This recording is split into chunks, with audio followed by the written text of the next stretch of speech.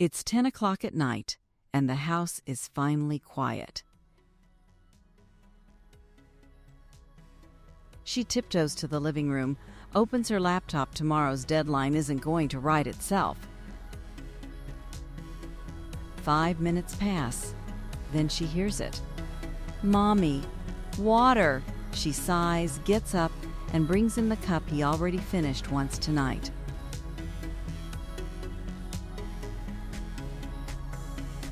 Two minutes later, it happens again. "Mommy, I'm scared." This is every single night.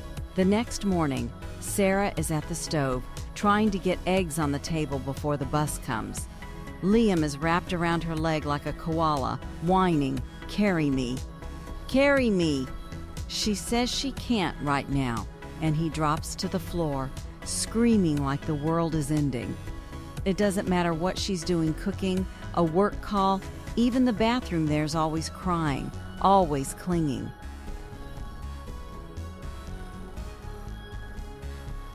By the time she gets in her car, she's exhausted in a way sleep doesn't fix. In the quiet of the driveway, she finally asks the question she's been avoiding. Is he doing this on purpose? Here's the truth nobody told Sarah. Your toddler is not trying to control you. What's happening is something psychologists have studied for decades, and once you understand it, it all makes sense. Psychologists call the first concept separation distress.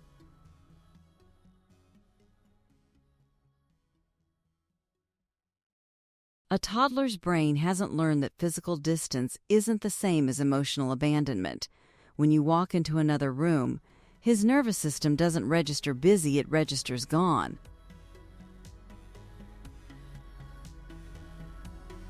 For a 2 to 5-year-old, your presence isn't a preference, it's survival. There's a second concept, it's called emotional contagion. Young children's nervous systems are wired to absorb the emotional state of whoever is closest to them. When you're stressed about a deadline, your child feels that tension before you've said a word. That absorbed stress comes out the only way a toddler knows how: clinging, crying, a meltdown on the floor.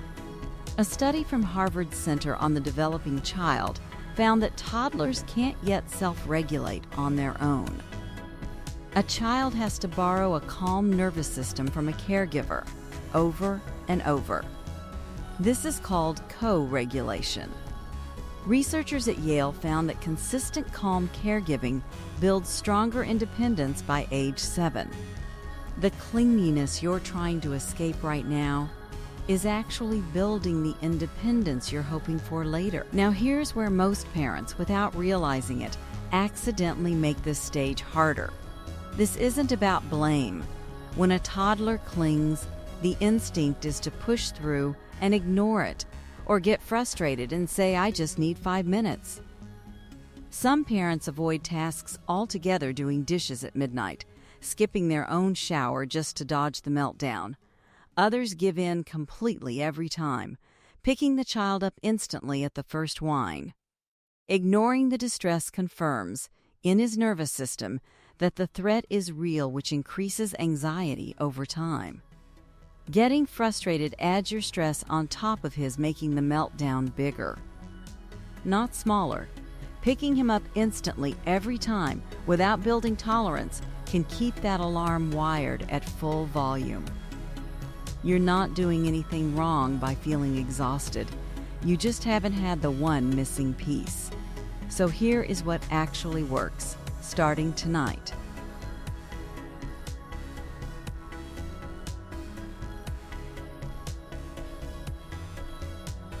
Tactic 1. Before you step away, give your child 30 seconds of full, undivided attention. Get to his eye level and say, "I'm going to make breakfast now. You can stay close to me." This tells his nervous system, "I see you. You're safe," before the separation even happens. Tactic 2. Use a bridge phrase. Instead of disappearing or arguing, say this exact phrase: I hear you. I'm right here. I'm just not holding you right now. This gives your child felt safety. He doesn't need to be attached to you to feel you haven't left him.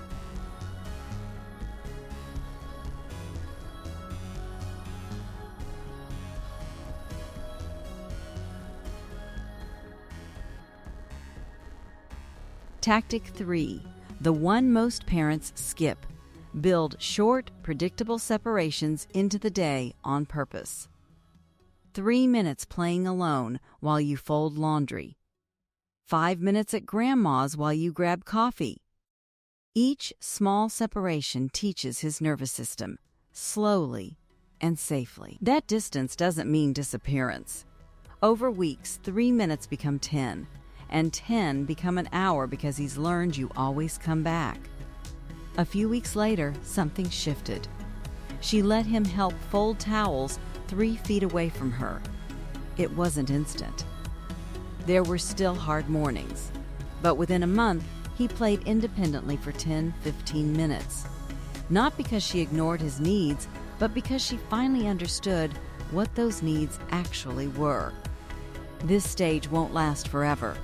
This same nervous system will one day carry him through his first day of kindergarten. What feels like he's taking everything from you is him borrowing exactly what he needs to one day trust the world a little more. If this shifted something in how you see your toddler's clinginess, share it with a parent who needs to hear it. Subscribe for more on understanding your child's behavior and building a stronger connection. See you in the next one.